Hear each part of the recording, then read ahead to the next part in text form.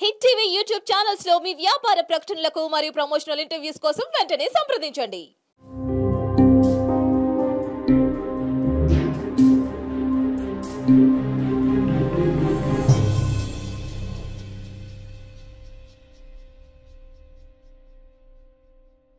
నమస్తే, welcome to hit TV. నేను మౌనిక.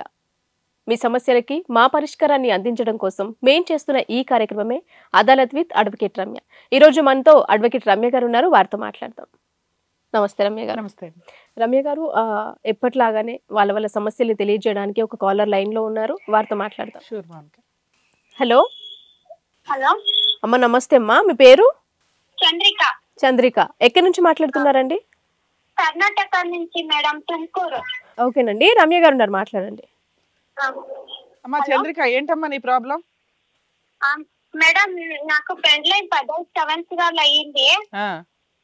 నేను బెంగళూరులో ఉండి మా ఆయన తోటనే కరోనా వచ్చినప్పుడు నేను అథవా బాడిగ కట్టేసి కాకుండా మా ఆయన ఊరుకే వచ్చేసి వస్తే తను రమ్మంటే తను రానంటున్నాడు. తర్వాత ఏమంటే ఈతగా పొలం అంతా చాలా ఉంది వాళ్ళకి. ఇప్పుడు ఏమంటే నేను అంతా అమ్మేసుకుంటాను అంటున్నాడు. అది ఎలా కుదురుతుంది? నేను నీతోనే ఉంటాను అంటే తను చాలా డ్రింక్స్ చేసేవాడు. 15 సంవత్సరాలు అంతా నేనే తనని చూసుకున్నాను, ఎప్పుడు తను చూసుకోలేదు. ఆయన మా అమ్మ తమ్ముడు. మా అమ్మ తమ్ముడికి ఇచ్చి పెళ్లి చేసి అంటే మా అమ్మ వాళ్ళకి అంత పెళ్లికి ముందు తెలీదు. తాకుతాడని తెలుసు, చాలా తాకుతాడని తెలీదు. తర్వాత ఇవంతా చాలా అప్పులు చేసి పారిపోయిండేవాడు బెంగళూరుకి. అథవా పెళ్లి చేసుకోనేనని. ఇప్పుడు తన అప్పులన్నీ మేము తీర్చేసి ఇక్కడికి వచ్చి ఊరికి. ఇప్పుడు తీర్చిన తర్వాత ఇప్పుడు పొలమంతా అమ్మేస్తాను, ఏమి ఇచ్చేలేదు అంటా ఉన్నారు. కరోనా టైం అప్పుడు మాత్రమే నేను వచ్చింది. వాళ్ళ ఊరికి వచ్చి వాళ్ళ ఇంట్లోనే ఉన్నాను, మా అత్త వాళ్ళ ఇంట్లోనే. కానీ ఇప్పుడు నా మరిది ఏమంటున్నాడంటే నీ సైన్ ఏమొద్దు, అంతా అమ్మే ఇచ్చేదానికి నేను హెల్ప్ చేస్తాను అన్నయ్యకి అని చెప్తా ఉన్నారు మేడం. అమ్మా, మీ మ్యారేజ్ అయ్యి 15 ఏళ్ళు అయింది. అయింది. మీరు వాళ్ళు చుట్టాలే? మా అమ్మ తమ్ముడు. మీ అమ్మకు సొంత తమ్ముడు. అంటే ఇప్పుడు ఎన్ని ఎకరాలు ఆస్తుందమ్మా? 11 ఎకరాలు ఆస్తుంది. 3 మగ పిల్లోళ్ళు, 6 ఆడపిల్లోళ్ళు. ఆడపిల్లలకి బాగా ఇచ్చినారు. మా ఆయనకి 3.5 ఎకరం పొలం వస్తుంది మేడం. వచ్చిందా, వస్తుందా, ఇంకా రావాలా? వాళ్ళ పేర్లకి చేసుకునే దానికి డబ్బులు కట్టిండారు మేడం. ఓకే, సరే. ఇప్పుడు మీ ఆయన పేరు మీద 3.5 ఎకరాలు రిజిస్ట్రేషన్ అయినాక మాట్లాడవచ్చు కదా. నువ్వు ఇప్పుడు ఎందుకు కంగారు పడుతున్నావు?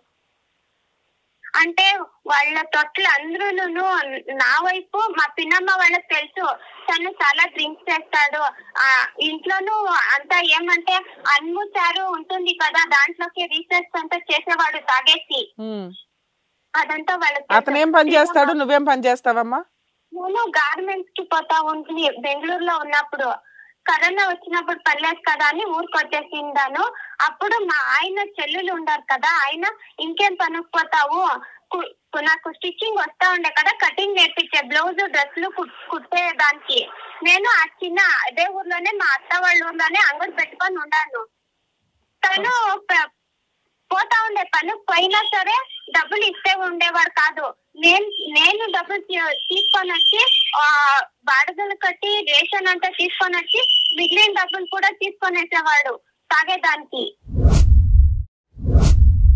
అంత తాగుతున్న అబ్బాయికి మీరు నిన్నెందుకు ఇచ్చి పెళ్లి చేశారమ్మా? చిన్నప్పటి నుంచి నీకు తెలిసినప్పటి నుంచి తాగుతున్నాడు. మీ అమ్మగారికి సొంత తమ్ముడు, అతని క్యారెక్టర్ తెలిసి నీ గొంతు ఎందుకు కోసింది మీ అమ్మ? మా అమ్మని అడిగితే అంటే వాడు ఫస్ట్ బాగానే ఉండే, తర్వాత ఇంత చెడిపోయాడని నాకు తెలీదు అని మా అమ్మ అంటుంది. అంటే మా చిన్నమ్మ వాళ్ళకి మా చిన్నమ్మ వాళ్ళకి అందరికి తెలుసు. మా మామని అడిగితే పెళ్ళప్పుడు చెప్పాలి కదా, ఇంత చెడిపోయిండే వాడికి ఎందుకు కట్టపెట్టారని అడిగితే నేను ఎందుకు చెప్పాలి అని అంటారు అందరూ. అంతేలేమ్మా. ఇప్పుడు యాక్చువల్ గా మీ అమ్మమ్మకి 3 కొడుకులు 6 ఆడపిల్లలు, అంటే అందులో ఒక ఆడపిల్ల మీ అమ్మగారు, అవునా? రెండో ఆవిడ మా మీ అమ్మగారు. అమ్మగారు ఆవిడకి కూడా వాటా ఇచ్చారా, ఆస్తుల వాటా? ఇచ్చారు. ఇచ్చారు. ఓకే అమ్మా. ఇప్పుడు 3.5 ఎకరాలు మీ ఆయన పేరు మీద రిజిస్ట్రేషన్ అవుతుంది. మీకు ఎంతమంది పిల్లలమ్మా?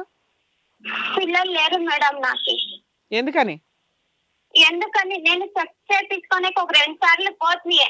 అంటే నాకేం ప్రాబ్లం లేదు, టాబ్లెట్ వేసుకోమని చెప్పి, కానీ దానికి డబ్బులు నేనే తీసుకురావాలి. మీ ఆయన పిలుచుకొని రమ్మని చెప్పి వాళ్ళు. కానీ తను ఎప్పుడు నీళ్ళు కంటే చాలా మందే తాగుతాడు. అదేలేమ్మా, ఎప్పుడు తాగే ఉంటాడు.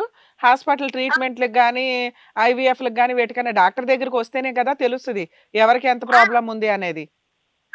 మరి మిగతా వాళ్ళు, మీరు పెద్ద ఫ్యామిలీ కదమ్మా, మిగతా పిన్నులు పెద్దమ్మలు వాళ్ళు ఎవరు చెప్పట్లేదా?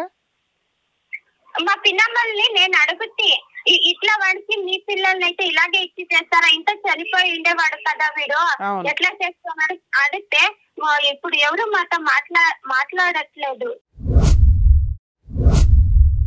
మీ అమ్మమ్మ ఉన్నారా, అమ్మమ్మ కూడా లేరా? మా యవ్వను చనిపోయింది, మా తాతను చనిపోయిండాడు. ఓకే. ఇప్పుడు ఇతని గురించి మాట్లాడాలంటే ఆ ఇంట్లో ఉన్న పెద్దవాళ్ళు ఎవరు? అలా అన్నయ్యలా, మీ అమ్మ, లేకపోతే మిగతా పిన్నులు పెద్దమ్మలు ఎవరు మాట్లాడట్లా? మరి ఇతనికి మీ ఆయనకి సంబంధించి